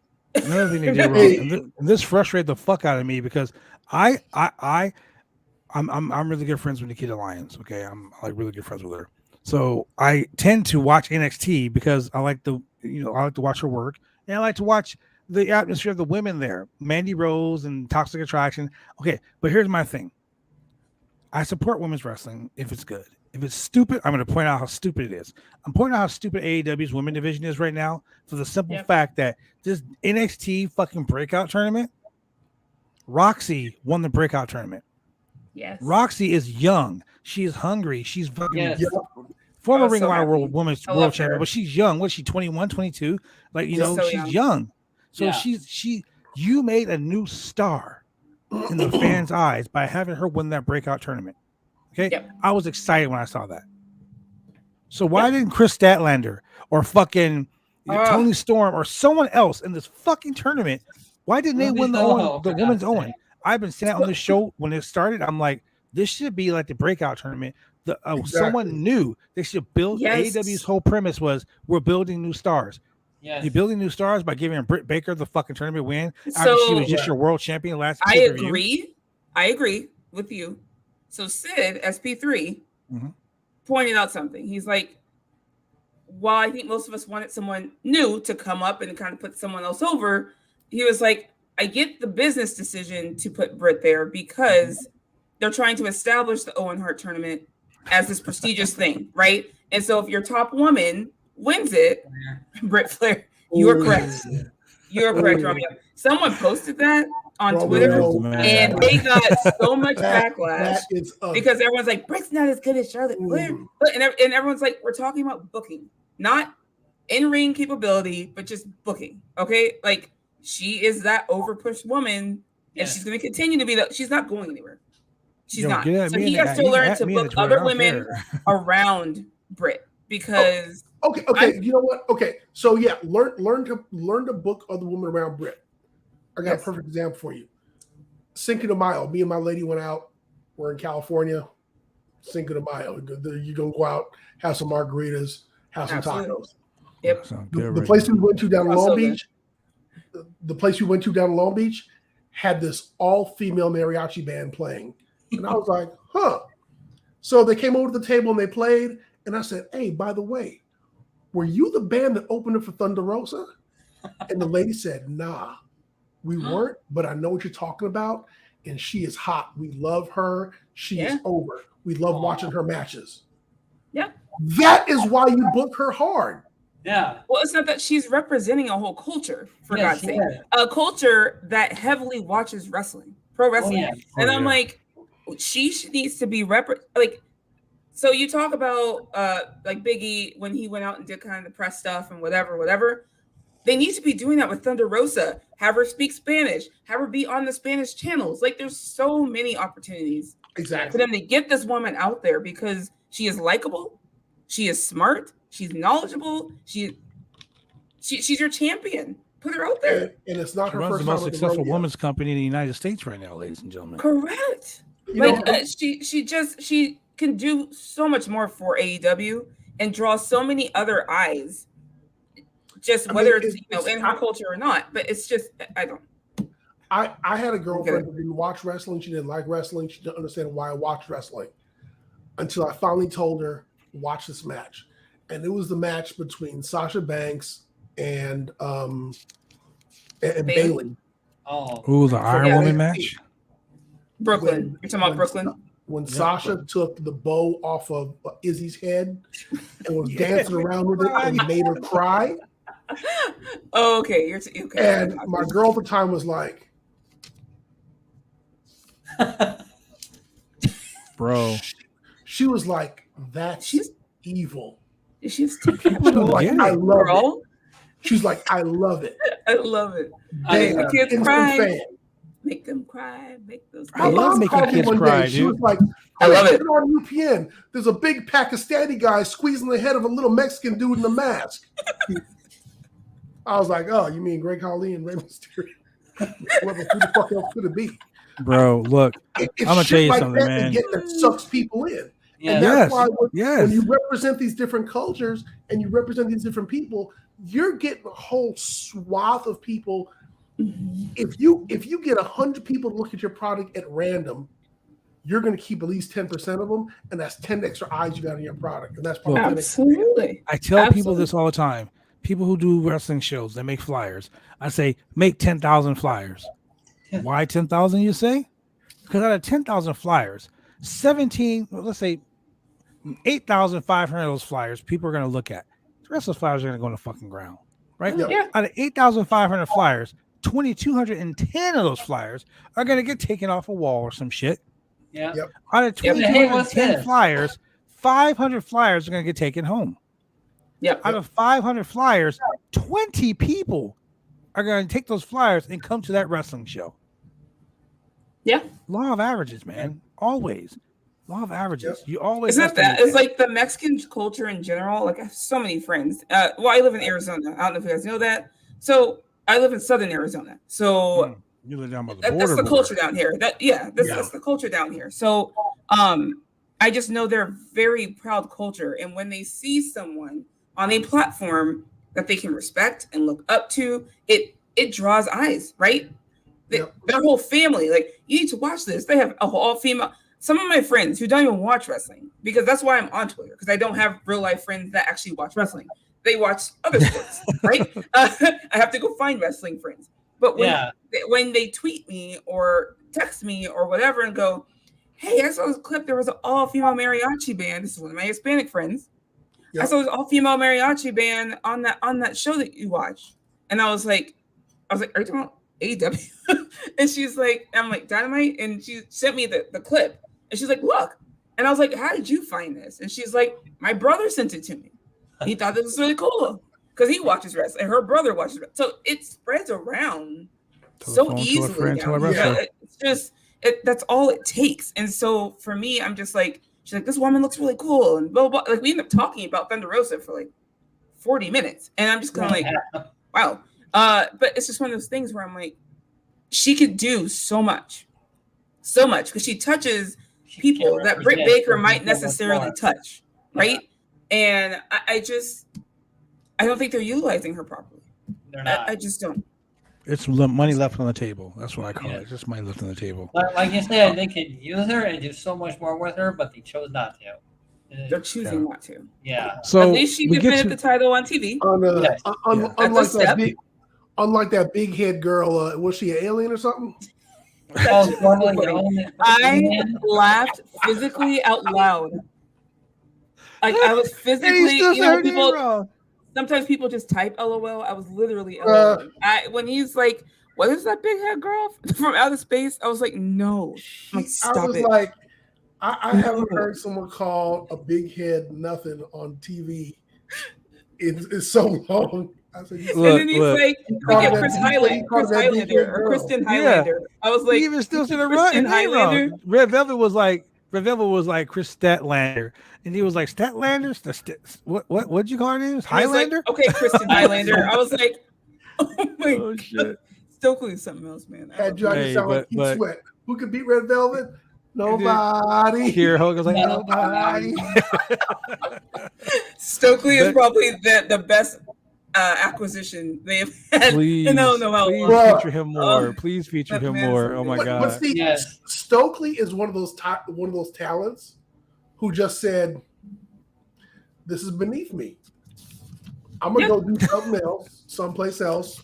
And you know the story. I don't even know if it's beneath him, but like he wants to probably show off his creativity. Yeah, he's like, I really want to go utilize my talents and do what I want to do because. Look, before he left, the last premium live event they did, that fucking fur coat and the do That pink. Hey, look. Oh man, Kate Elizabeth on fucking from Fightful. She told me a story because she told me a story about Stokely. Do you know that he literally became a wrestling manager in college as a thesis? Like he was writing a thesis on that, and he was like, "Fuck it, I'm just gonna try it." Wow. And just did it. It became, in my opinion, the Black Bobby Heenan. Yeah. Saying. Yeah.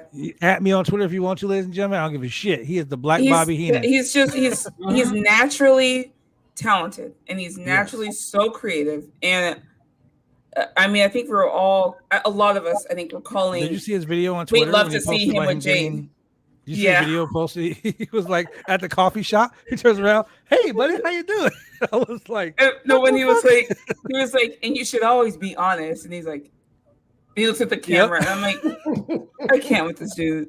I cannot. Like I was. Wait, the best one though is when Roddy lost the belt, and we did the unification match. And he every step I take, I was like, "Oh my god!" He had me going. I mean, WWE. I think it was reported that they were throwing a lot of money at him. Yes, because they knew what kind of talent this man had. But again, they would have controlled it. They would have limited it, and I just think, I don't know. There are certain people where I feel AEW is a better place for them for those reasons, and he was one of them. And I was one of those people as well, going, put Jade with him. Put him with Jade. Put him with Jade. And so when he came out at Double or Nothing and with Jade for Jade, I was like, "What's happening?" I was like, "Oh my god!" but I will say this about that. Shout out to Detonation Kick fan. You're completely welcome, brother. Anytime you need, you can always hit me up. Detonation Kick fan. I like that username. Yeah. The one thing about that whole scenario though, is when Stokely is such a great mouthpiece. Yes. And I've been very critical of Jade because she was green as goose shit when she came on, and they gave her the Goldberg treatment, and she's getting better every match. She's getting better. I love the fact she's progressing, not digressing, which is she's awesome. Training with Bryan Danielson, right? Of course, that's why she's getting so good. Yeah. But here's one thing that I need to say this out loud, because I say this to Julian, I say this to Shane all the time. I'm a little sick and tired of her on the mic. Because Tony, cut the shit. Jay, cut the shit. Like I'm so tired of hearing Jay talk. God damn it. Okay, but it's not even her. Someone else did say this. They have way too many backstage promos with her. I mean, every single week. I'm like, I need you guys to find something to do different. Because you are in this backstage promo situation with her almost every week. And I'm like, do something else. Here's the thing. Jade, presentation wise, is so impressive. Yes. And her charisma comes across that she's money. Absolutely. And she's a heat machine. She is that person that folks are gonna hate on just for the sake of hate. Yep. And so you put her on TV like Sammy just so people can hate on her, just to hate, just for the sake of hate. We hate you because you wrestle. We hate you because you're here. We hate you because you're a woman. We hate you because you're tall. We hate you because you got abs. But she is there to me. She is. They hate her because she's so perfect. Yeah. She is their star. Like, and when I say that, when I'm talking about marketing, and I think I've told people this. They went to like a baseball game or something. Yeah. And there was a picture of Tony Khan, Britt Baker, Adam Cole, and Jade. And I was like, if you take this photo, and Britt was the champion at the time, and you take this photo and show it to someone who maybe doesn't watch wrestling, and say, who is the star? Right? Jade was in the back. And it was like Britt, Tony, and Adam. And people were like, they're going to point to Jade and say, that must be the star. Because she stood out so much. Mm-hmm. Like, they were all wearing jeans and like a jacket because it's a baseball game. And there's Jade looking like $100 million. And it's like, her whole look and presentation just gives star power. And to your point, people either hate that or they're gonna love that. It's the same thing. People don't get mad at me. It's the same thing as Charlotte Flair. I'm not the biggest Charlotte Flair fan, all right? But you either hate her or you love her. And when she comes out, if you watch that arena, everybody stands up as soon as her music hits. Because whether you like her or not, she is a star. She gives that presence. She has that presence about her. First 30 seconds of the curtain. Absolutely.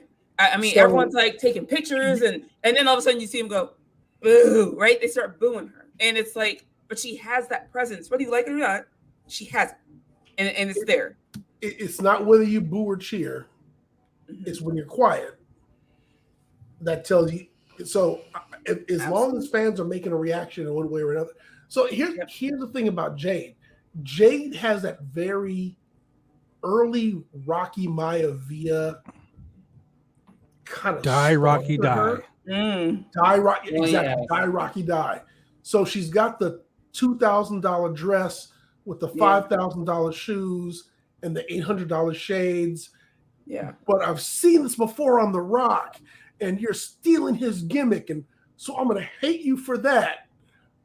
But you look really good, but I hate you for it anyway. Man, you're so great.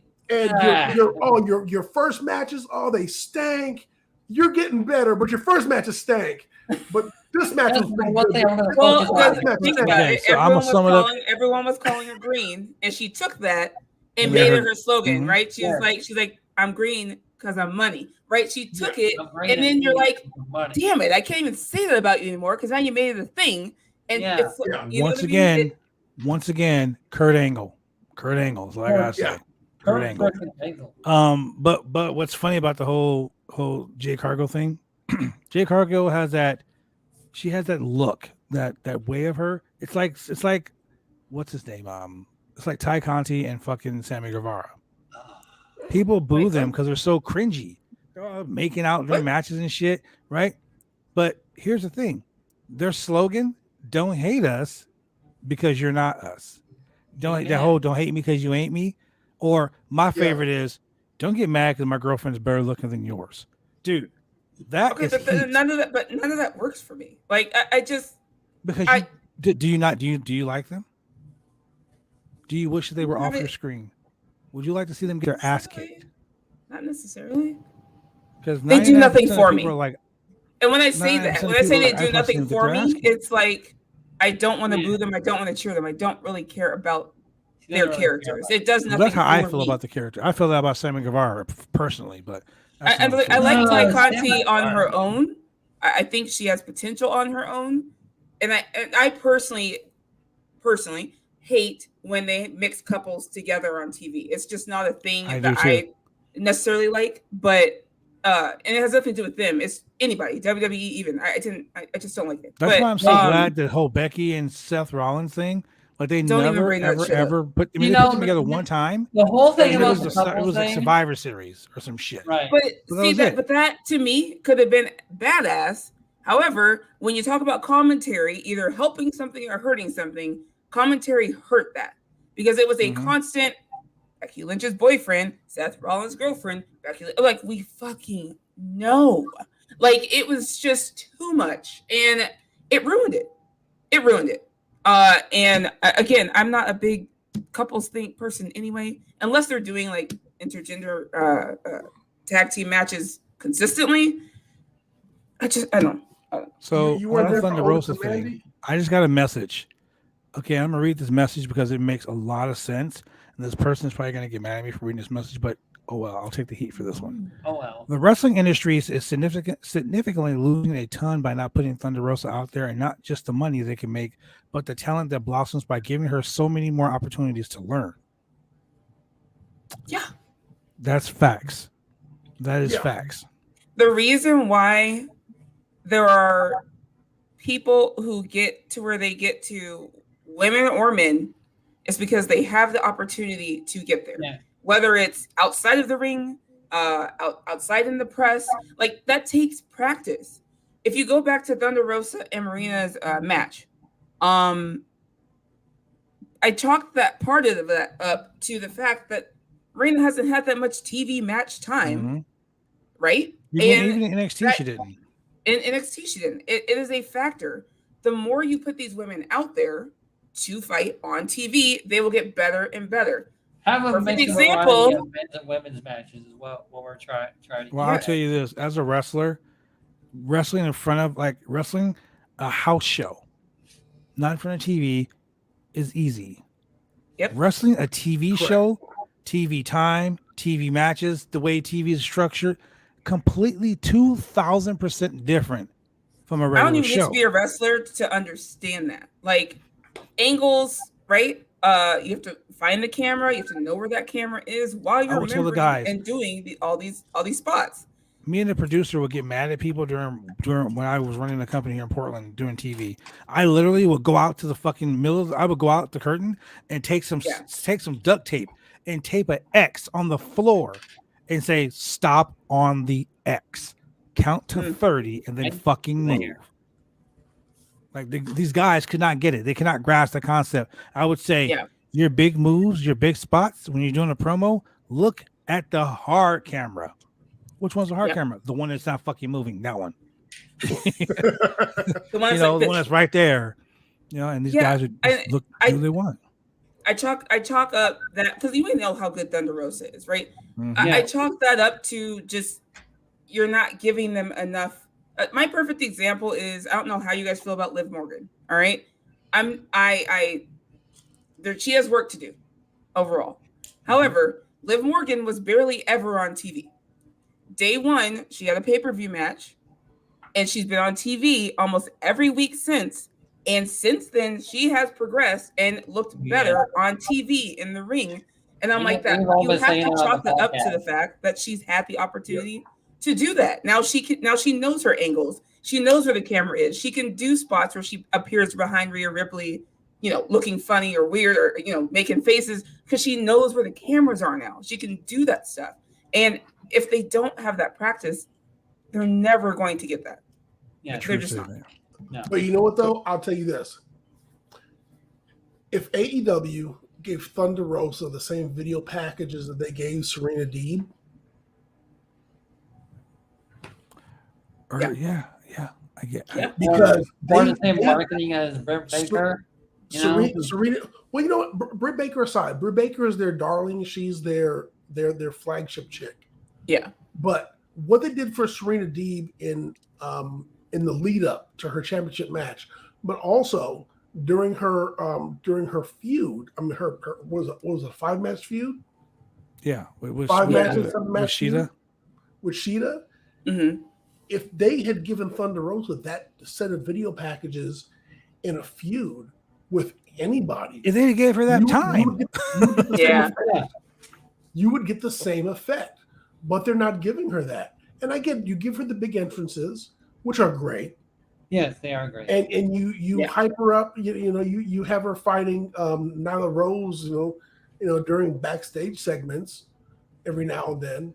Cake in her face. Give her the video package. Give her the hype. Give her the prime time. And that's what she needs.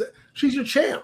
That's what you do with your champ. That's what I'm saying. The thing to this match that set up the match tonight, which was only posted online, and maybe some people saw it, maybe you didn't. They did show it on the they showed the interview on Dynamite, but I'm like, why wasn't this done on TV live? Again, opening your show with this segment and just saying, and then setting up this match for later because to me, if I tuned in and I'm a Thunder Rosa fan. And I'm like, oh shit, she's opening the show. Oh crap, she's having a match later. Okay, I'm gonna make sure I sit down and watch this because I didn't know where Thunder Rosa was going on this card. I had no clue. But if I had known and seen a whole segment about it, I would have been like, I'm invested. Let me sit down. I'll say this before we close out. Cody Rhodes at the top of the hour. Hey, there we go. That's what I was gonna say. WWE is gonna fucking count. Look, it was that countdown clock. The countdown clock was so prevalent that they even did it for fucking Wish.com Black. Judgment Day. Black. Judgment Day. Judgment Day, 9 o'clock. People are like, oh shit, an hour and 10 minutes until Judgment Day. And guess what? Here's the funny part. I'm not even a ratings person. I hate all that crap. Yeah, but someone had posted that was the biggest watch segment of Raw was that countdown clock to Judgment Day, and Judgment Day's segment was the most watched. And I'm like, this shit's working. I mean, it's working. So, ladies and gentlemen, at the top of the hour, Shane's going to give you $10 gift cards, everybody, for joining right now. I bet at 10 o'clock, everybody's going to be. At 10 o'clock, everybody's going to be on our Twitch channel like, where can I get my gift card? You know, where's my gift card? Where's my $10? Well, man, if you use discount code Husky518, you can get all that. Wow. Shit. Where's All my right. cocktail fruit? Cocktail fruit. So, with that being said, ladies and gentlemen, we're not even going to give you the what's like we usually do. Stephanie, let them know where they can find you at. Wait a second. We didn't go final match. Yeah, we did. We did. We kind of jumped to it early. I really don't think we talked about what a beatdown that was, but okay. Oh, I mean, shit. You want to talk about the beatdown? Because they beat the dog piss out of each other. It was like a 1970s black movement beatdown. It was like some shit. I mean, it was oh, no. Damn. I mean, it was different than Shane with Apollo Blue Chew. It was like an explicit mixed martial arts movie. Look, it was stiffer than Shane with a bottle of Blue Chew, ladies and gentlemen. It was bad. Oh, man. I think the point was, and this is what I do like about pro wrestling and the way they produce matches. Kyle O'Reilly was not winning, right? But they made him look dominant in this match for that reason, viable. Right? They wanted to put him over in loss, if you will, because I think Julian pointed out, like, I don't know. I thought he was supposed to win. You know, like the way they put him over in that match, you would have thought, like, damn, like he needs to win this now. Like, but the crowd was cheering for Mox, so wild thing. Can't believe it. Yeah, so we got Jon Moxley going to the pay window, so to speak, facing the winner of Tanahashi and Goto, who are, I guess, doing their match at New Japan. You see that door right over here? That's the door they're going to. Is it forbidden? Is it forbidden? Yeah, it's very forbidden. Shit. Do you have the key? No, I do not. I'm trapped in It's not a bad house to be trapped in. I mean, shit, you got a piano and everything. That's a lovely house. I mean, damn. I want to live there. I mean, come on, the piano just played by itself. Not that long. I heard it. Every time I leave the door open, I was like, what the hell? Yeah. Man. Oh, no. Anyway, so Stephanie, tell them where they can find you at. You can find me on Twitter at Stephanie Hypes. I'm on there almost every day. And then you can find me on Sundays, TruHeel Heat, serving Face and Hills with Miss Christy Love. We talk about all women's wrestling, AEW, WWE, Impact, Mission Pro Wrestling, whatever's on that week. We try and highlight it. We talk about it. Join us live every Sunday at 11:05 Eastern Time. Do you guys ever spotlight women wrestlers, like do interviews with them? So we're only on episode 7. And we actually were just talking about, we're probably going to start having guests come on. I do know some women's wrestlers. So I'll probably start extending out some invitations for them to come on as well. So I may be able to get you a WWE superstar that might want to help you out. I have a couple, but it's a little weird. So one of the ones I know very well is one of the bigger stars. And so they have to go through the channels, if you will.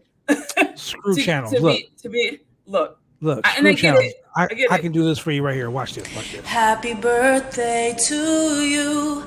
Happy birthday to you. Happy birthday, dear Shane. Happy birthday. Can I get a happy birthday? It's not till September. Oh shit! Let me text her. No cameos on this fucking show. We got to get Warlow to sing her happy birthday. Warlow. Happy birthday to you. I don't know if he can sing, but I'll take it. To you. Powerbomb Symphony to you. Can I give you 1, 2, 3, 4, and 5? Give me 5 more. That's 10. Oh man, Shane, let these people know where they can find you at over there in your beautiful, beautiful house. Oh man, you can find me over at Twitch at Husky_518 and all my other social medias, which are only Husky518. What about your OnlyFans? And then that's still kind of pending. Oh no! On that. Oh no! Uh-oh. OnlyFans.com/Husky518, ladies and gentlemen. He takes blue If you want chip to get all stamps. the He good, takes then you gotta pay $34.99. wow. Wow. Wow. Wow. Well, Wow. Hey, it's after Well, dark. that's it for me. God damn. Wow. It's after dark, so I can say. Nothing. So, ladies and gentlemen, I want to thank you very much for joining us here tonight. Yeah. Julian, let these people know where they can find you on these socials. Oh man, you can find me on Twitter at Chemical Julian. You can find me on Instagram, but if you find me on Instagram, all you'll see is pictures of my dog and pictures of me hiking. But don't look for me on Facebook, because if you don't know me now, you ain't gonna know me later. Oh damn, that's right, ladies and gentlemen. If you want to go ahead and donate, you can donate to BodySlam.net by going to slamchats.com. That is www.slamchats.com. Visa, MasterCard, Venmo, Zelle, Cash App, Coin. Wick, Gas We take Card, Nick and Tony all Con. that. Damn. Ethereum, Bitcoin. $10 Taco Bell gift card. Taco Bell gift cards. And then you got some Dogecoin out there that you ain't using. Go and slide it our way. That's how you win me over. It's by Taco Bell. Ladies and gentlemen, Concoin, for real. we will see you guys on Friday with more Roundtable Pro Wrestling Podcast. Peace.